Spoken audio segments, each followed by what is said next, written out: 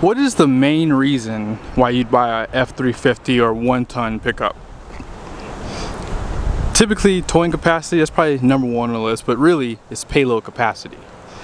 I have two F350s here, and one of these trucks have significantly more payload capacity, and I'm going to explain why here in a second. Now, before we get started in this video, I did borrow these trucks from Garff Ford here in West Valley, Utah. Be sure to check out the inventory, and if you do come here or if you do decide to buy, be sure to ask your kin. Let's go ahead and jump into the window stickers on these trucks, and I'm going to show you guys some things you need to look for. Here's the configuration. 1-ton long bed. This truck does have the 331, which does come standard, but it has a locker. You can get the 355, which is max tow. And then here's all the pricing on this truck. So $72,255. This is going to be pretty much the exact same configuration. So 1-ton long bed. However, this truck does have max tow because of this off-road package, okay? Now, total price on this truck, this is a 2026, hence why it's a little bit more money. So $74,525. Now, before we get started, in the comment section below, which truck is going to have the most payload? Is it the off-road or the sport truck? You're going to know the answer here in a second, but I want to see if you actually knew the actual answer, because some people will not know this, because I asked a couple people at the dealership here and they didn't know either. So as I said, these are both 1-ton long bed trucks. They're an XL configuration. If you're looking for max payload capacity in a single rear wheel truck, look no further than these two. This is your max payload capacity in XL trim long bed trucks.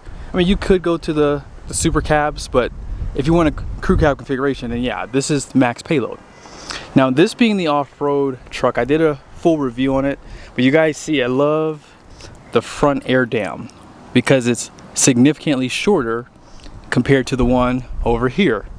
Now, obviously this is going to help with fuel economy, so that's why they put these on the front ends. Now, if you get a trimmer, that will have a little bit shorter front air dam than the one that you see here.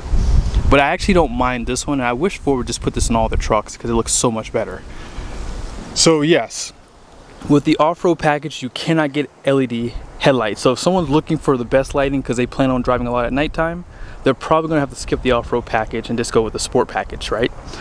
Now, the first thing I want to show you guys are the wheels and tires. This is the STX, which comes standard with these 18-inch wheels. Now, these are the Bridgestone Dueler AT tires, so these are technically off-road tires, right? This is an LT 275 70/18. The tire capacity is right here. It's going to be 3,640 pounds at 80 psi cold, load range E, and I would say that this is a pretty overbuilt tire. This is a 17-inch wheel, and it's wrapped in a Goodyear Wrangler Territory RT tire. I think they had Durtrax in previous years, because I don't think I did one of these in 2025. So for 24 and earlier, I think they were using the Durtrax. Now you guys see the tire size here is an LT 285/70/17. Now you guys see the capacity for the tire. It's gonna be 3,195 pounds at 80 psi cold. So this truck obviously has 440 pounds more of tire capacity. Now obviously that's going to be per tire, okay? So 440 times 4 tires basically. So now you understand kind of where this is going. Now if you go out back, you guys see the leaf pack? Remember, these are both F350s, okay? So you have 4 leaves in that main pack with the overload. 4 leaves in the main pack with an overload. You guys also see the bump stops there. Now the bump stop on this side does look different, but I don't think that really means anything. They probably just changed the color of them, right? So nothing changes on the rear suspension, which is most important for towing. Also, you guys see right there?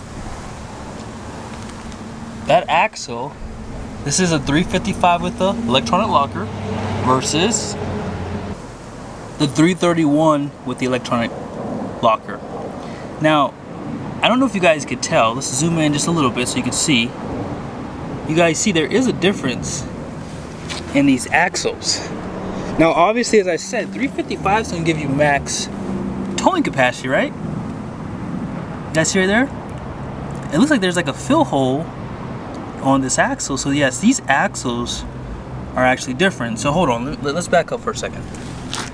This truck has 3,640 pounds of capacity per tire versus 3,195.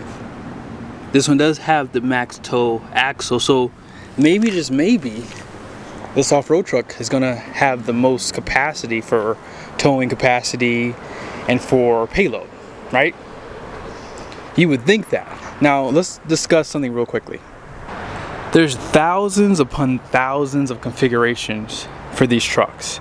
This one having the high output versus this one having the standard output. Now when I show you guys the towing capacity online, I'm going to pretend as if both of these trucks have 355s and high output power strokes, because I want to show you guys something. So let's go ahead and look back at the window stickers on these trucks. Starting with this sport truck. I'm not sure if you guys noticed here, but this truck does have a 12,400 pound gross vehicle weight rating. The off-roader has an 11,499 pound gross vehicle weight rating. So what we're gonna do is I'm gonna let you guys know what the curb weight of these trucks are, and then I'm gonna show you guys what the payloads are. So we'll start with this one right here. So if you're looking at this configuration, the curb weight on this truck is 7,883 pounds. This truck here weighs 7,934 pounds. Now you would think that the truck would be heavier because it does kind of have more options, but no, the off-roader is actually a little bit heavier. Now it could be because of the 355, that axle could be making up most of the weight, and this truck does have spray and bed liner too. So let's go ahead and check out the payload capacity of the truck that has the least amount. You guys ready for this? Here it is. Let's go. So as you guys saw, 11,499 pound gross vehicle weight rating. You guys see right here, 3,565 pound payload capacity. This truck has pretty much 1,000 pounds less of gross vehicle weight rating. So it's going to obviously have less payload because of that. So when you think about the curb weight of any truck, anytime you're trying to figure out the payload, all you have to do is figure out what the curb weight is. And then once you have the curb weight, just subtract it from the gross vehicle weight rating. And that's how we get to that 3,565. So 7,934 pound curb weight minus 11,499 gives you this number here. For this sport truck, 12,400 pound GVWR. And remember what the curb weight was, right? This truck has 4,517 pounds of payload. That is absolutely insane, right? It basically has 1,000 pounds more payload, in other words. Now granted, this truck is a little bit lighter, so that's going to make up a little bit for the payload too. But here's one thing you have to consider as well. Do you guys see what the rear gross axle weight rating is? On this truck is 7,230 pounds. Now remember, this is an F350. You guys see that this is F350, right? This off-road truck too is an F350, and it has a high output power stroke, and it has the 355 rear. So this is considered max tow with those two options. You see what the gross axle rating is? 6,340 pounds. So here's what we're going to do next. I'm going to show you guys the towing capacity with these trucks being apples to apples. Again, high output power stroke, 355 rear. Now up first is going to be the conventional towing, and you have 355, and they have two gross combined weight ratings. This 31.2 is going to be for trimmers, and then everything else is 35.2.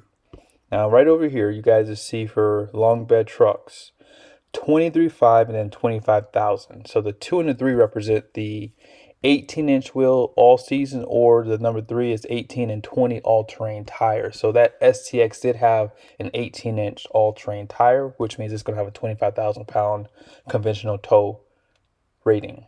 And those 17-inch wheels are 23.5. So not a big difference. Now, when you get down here, your towing capacity does suffer with the 17. So again, 35.2. And right there, 19.9 for fifth wheel. And then 25.6 for the 18-inch all-terrain tires. Same thing for your gooseneck. It's just a big difference. Now, obviously, this being a single rear-wheel truck, it would be kind of hard to tow a fifth wheel this heavy, but gooseneck is very possible because typically you only have 1 or 2 passengers in the truck. So in that case, the way that you can load that trailer is easier to keep a lot of that weight off the truck. So payload shouldn't be an issue when it comes down to gooseneck, but this is a big difference for some guys. The good thing here is you have the same gross combined weight rating here. So in the comment section, who guessed right with the most payload of these two trucks? One thing I'll tell you guys in closing, Ford should not offer this off-road package in the F350. This truck would have been perfect in an F250. And again, the only reason why I say that is because the only thing that messed this truck up is the wheels and tires. That's it. Because of the capacity of the wheels and tires, it kind of derated this truck overall because you have a lower gross fuel core rate rating and you have a lower axle rating out back. Now, the last thing I'm going to show you guys is this. Your tire pressure also does affect your towing capacity. So you guys see here, tire pressure is 65 out front, 75 in the rear. Now, this off-road truck had 80 psi max code tires. On this sport truck, which is the STX, you guys see that? 60 out front, 80 in the rear. So yes, if you're looking to buy a truck and you need to tow a big trailer, fifth wheel prep package, you need, the fifth wheel hitch, you're gonna need to get a truck with 18s or 20s. That's gonna give you max towing and max payload capacity. If you see a truck like this, and if you want a truck like this, you're better off going with the F250 because they're gonna derate the axle on the F350. And I didn't know that because in the past, I've only done videos on these trucks and 3/4 ton. So this is my first time actually seeing that. And when I did the full review on the truck, I was actually a little shocked. So I hope this video was helpful. Be sure to subscribe to the channel if you haven't done so yet. Make sure bell notifications are on. I know that these videos are helpful, so yes, support the channel. See you guys soon.